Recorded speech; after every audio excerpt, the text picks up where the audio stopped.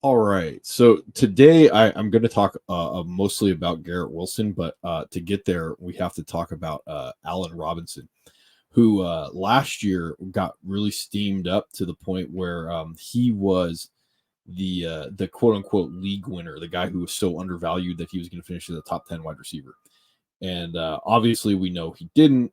Part of the reason why is no one realized how bad the Rams' offensive line was going to be. The funny thing about that is the year before, when Cooper Kupp was the man, I actually downgraded Cooper Kupp because I didn't think Matthew Stafford was that good. And it turns out Matthew Stafford isn't that good. He's just, pretty good. The point being behind this is when Allen Robinson was all steamed up to be a like sixth or seventh round draft pick, he's great. Like he's a guy who has the risk built into him. If you miss, you miss. It doesn't cost you a lot. If you hit, then you got yourself a league winner. And in I think both leagues that I ended up getting Allen Robinson, I let's see, I believe I got it pulled up. I believe I ended up paying $19 for him in my auction league, which would have made him like a fifth, which is still going up and getting him to probably a little bit more than he's worth. And in my snake draft, I think I had to go up and get him in the fourth, which was not ideal, but that was a different platform and I hadn't really planned for it. Point being behind Allen Robinson is how much the tea leaves were there to say he was going to be a bad pick. I don't think we're going to really understand how much the process was broken until we see how out of gas he is with the Steelers, because he still should technically profile as being a guy that we should want to go up and get in that 2022 Rams situation. So I have this pulled up. This is my cheat sheet last year for my league manager, and I had CeeDee Lamb. CeeDee Lamb was a guy that we went and got undervalued. This was our top draft pick last year. That's the guy that we wanted. And the issue with CeeDee Lamb last year was he went at wide receiver 7, 16 overall. I think we ended up paying like $35 for him. And he started the season and he looked like a huge miss. And last year he finished the season, relatively well as wide receiver 5. The problem with that is he probably could have been a little higher because of the Dak injury, but we still got more than we paid for. We paid for probably less than wide receiver 7. We got wide receiver 5. That's what you look for. That's how you win your leagues, is by getting more than what you paid for. So this year, I really like Garrett Wilson.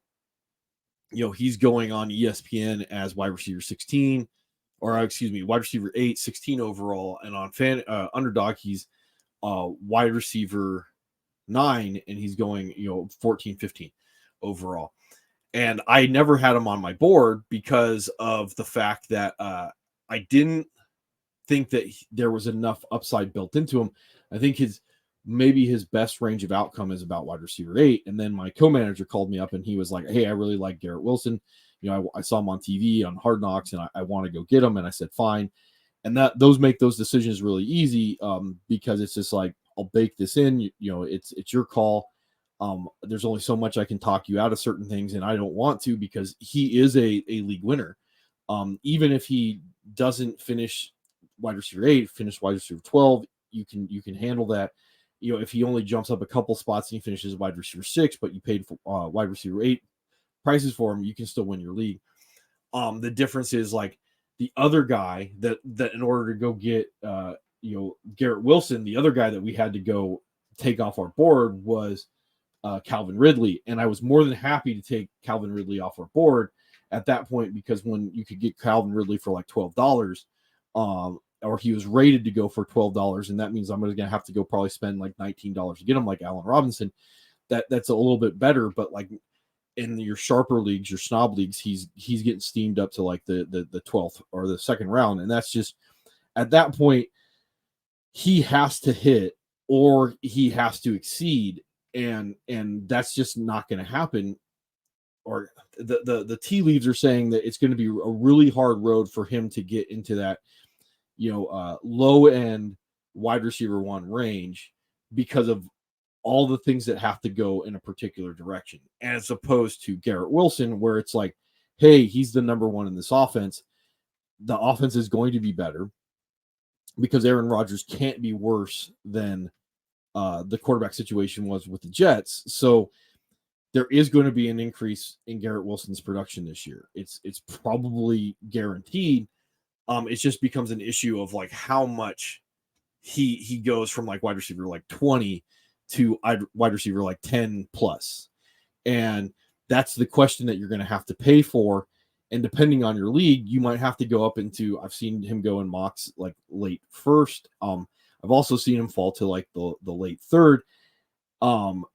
He probably should be more like a where Olave is going, and Olave is going on ESPN like wide receiver 14, 24 overall, which I still think is slightly rich, but I'm going to be the guy that's always says like, well, you should always pay less for a guy because that's where you should be going. And you see Olave on Underdog is steamed up to like 19, 20 overall, wide receiver 12, and again, this is probably a little bit better range, even though this is still a little pricey for a guy. And there's reasons why we talked yesterday about why on Underdog skews the way that it does.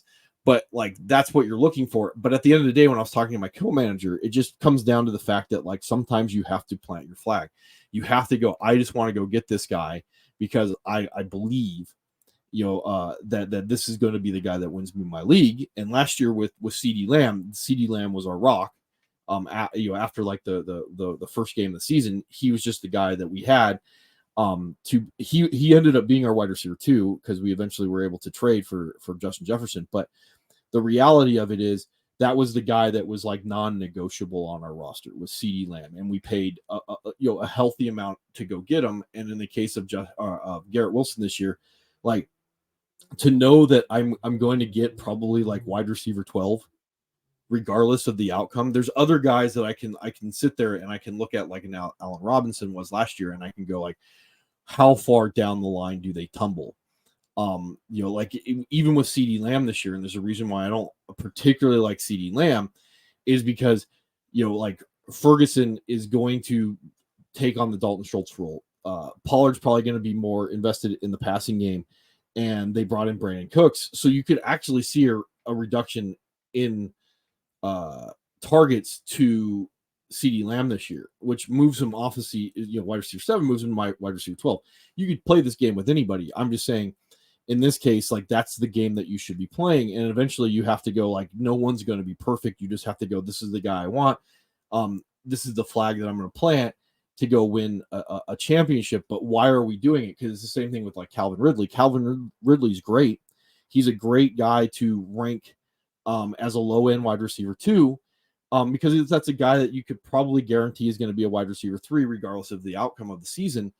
But once he starts moving beyond that range, just like Allen Robinson did last year, where he has to hit, like he can't miss, because if he misses, your season is going to be in jeopardy, because that means you have to go replace that miss someplace else down the line. And certain points just don't grow on trees. You can go out and you can replace a wide receiver 3 probably off of waivers or later on in the draft. But to be able to replace a guy as you move him up in the food chain is much harder. And that's why, like, when you go plant that flag, and last year, one of the guys I planted my flag was Allen Robinson. And I was wrong. But like, understanding why you're planting that flag, like, is this year's Calvin Ridley, or is this year's Allen Robinson, Calvin Ridley, and when you start getting up to having to spend like second round draft capital, to get a Calvin Ridley to go find out, like, yeah, you probably have missed the train, because like at that point, how can you guarantee anything beyond a certain point? And a slight deviation off of that at that point is probably going to hurt you, as opposed to who else would you rather be spending that capital on at that point? And if I'm going to have to go up into the second round, like that, again, like, there's only so many running backs on the board. There's a lot of wide receivers to talk about yesterday. Like, do I think that there's a chance that Michael Pittman could put up the same stat line as Calvin Ridley? Yeah, I can see that world. And there's a lot of those guys down there that I can walk that story towards. So be careful about the guy that you plant your flag on, but eventually, yeah, you're going to have to just plant that flag. This year, like Garrett Wilson, and there's going to be other guys. Everybody's going to be planting their flag on someone. There's going to be a lot of people that plant their flag on Bijan. But be careful about the story that you tell yourself, because the story about Allen Robinson was, oh, he's going to be super good because he's going to complement Cooper Kupp. Well, the story about Calvin Ridley is, he's going to be super good because the Jags offense is going to, be high passing volume, high rate of play. He's just going to slide in there, become the alpha. When they already have, Christian Kirk, Zay Flowers, Evan Ingram, and Travis Edney, even if Edney's not going to be used too much in the passing game. And you're just going to think that a guy like Ridley is going to come in and jump to like a 25% target share and not have those guys really take a hit on top of that. And I heard a good conversation yesterday that even if you're all in on Calvin Ridley, what you're really saying is I'm really in on Trevor Lawrence. And when I went to rank Trevor Lawrence the other day, or factor him into our strategy, I just don't think that there's that much more growth that Trevor Lawrence can have, due to the fact that they were already really good last year. So it's just like how much more can I squeeze out of that stone? So even 500 more yards passing does not necessarily mean that Calvin Ridley is going to be a top 10 wide receiver. Now we're got to get to the point where we're like, oh, he's Trevor Lawrence is going to jump to a 5,000 yard passer for him to be able to support a Calvin Ridley. And that's just not something that I'm really going to be able to buy. So the other thing is with that I really like with Garrett Wilson is the retirement, quote unquote retirement. I think that was a ploy by both the Jets and Corey Davis, the retirement of Corey Davis, because those targets that would have gone to Corey Davis as the number 2 are going to go to Lazard. But if Aaron Rodgers has a choice between throwing to Lazard or Garrett Wilson, I'm pretty sure he's going to throw to Garrett Wilson. And again, even though Lazard is his boy, that just means that there's going to be some targets that go to him. Corey Davis is probably a better player than Allen Lazard was.